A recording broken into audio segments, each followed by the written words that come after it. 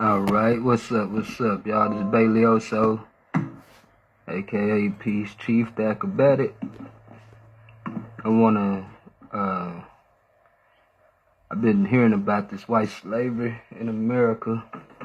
I want to dive into it, you know what I'm saying, look into it. So, I'm gonna pull up this article from Snopes.com, and we're just gonna dive into it, man, you know what I'm saying? Alright, so this article, it got a claim. It says, the claim: early in America's history, white Irish slaves outnumbered black slaves and endured worse treatment at the hand of their masters. So before we even get into the article, you know, of course, we're going to have some photo for the article by Liam Hogan. But before, just remember, yeah, it's a rebuttal, but they got up here what's true and what's false. So let's look at what's true real quick. It says, what's true? Like impoverished people of other nationalities and ethnicities, many people immigrated from Ireland to the Americas in the 17th and 18th centuries as indentured servants. A smaller number were forcibly banished into indentured servitude during the period of English civil wars. Indentured servants often lived and worked under harsh conditions and were sometimes treated cruelly. We're going to go down here to what's false. It says, what's false? Unlike institutionalized chattel slavery, indentured servitude is neither hereditary nor lifelong. Unlike black slaves, white indentured servants had legal rights. Unlike black slaves, indentured servants weren't considered property. Alright, go down here, next paragraph. A facet of U.S. history largely unfamiliar to the Americans themselves is the role of indentured servitude in the survival and growth of the original 13 colonies. The earliest settlers needed laborers, but only wealthy people could afford the passage to the New World. This led to a system whereby those who lacked means were brought from Europe under contract to work off their passage, room and board, over a period of 2 to 7 years, until they were considered to have earned their freedom. No fewer than half of the immigrants who came to the New World during the colonial period arrived as indentured servants. Among the many thousands of impoverished Europeans brought over in this fashion were men, women, and children from England, Ireland, Scotland, Germany, and elsewhere.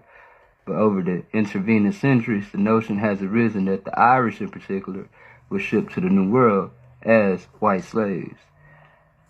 Okay. In fact, according to an article first published on the internet in 2008 and endlessly recirculated since, Irish slaves were not only common in early America, they were more common than African slaves, and often treated more harshly.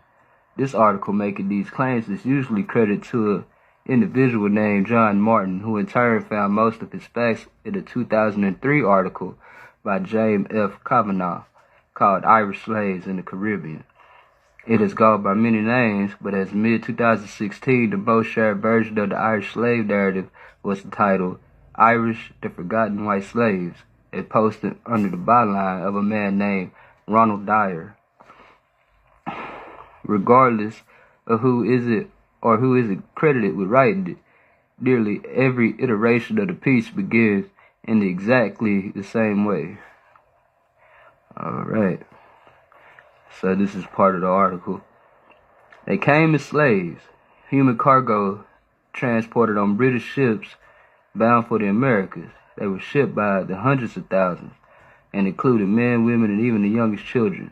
Whenever they rebelled or disobeyed an order, they were punished in the harshest ways. Slave owners would hang their human property by their hands and set their hands or feet on fire as one form of punishment. Some were burned alive and had their heads placed on pikes in the marketplace as a warning to the other captives.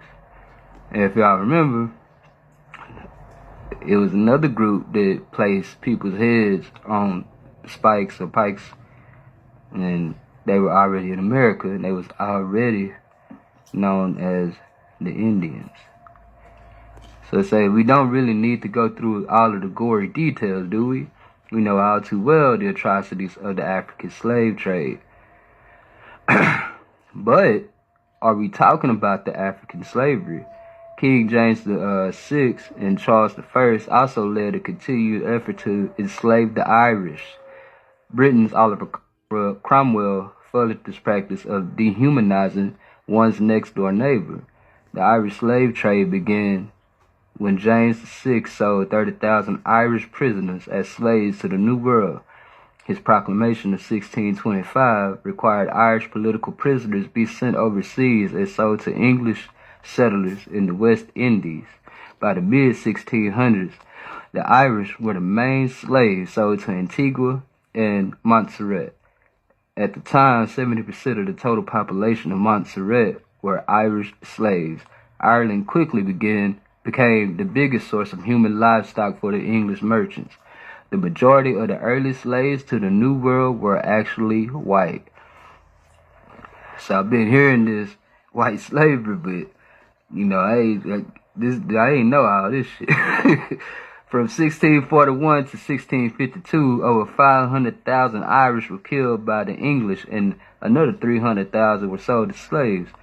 Ireland's population fell from about 1,500,000 to 600,000 in one single decade. Families were ripped apart as they did not allow Irish dads to take their wives and children across the Atlantic. This led to a helpless population of homeless women and children. Britain's solution was to auction them off as well. Alright, say, woven throughout is the implication that the reason so few Americans know anything about the so-called forgotten history of Irish slavery is that it has been excluded from biased history books. The same as the indigenous, Aboriginal, American Indian history.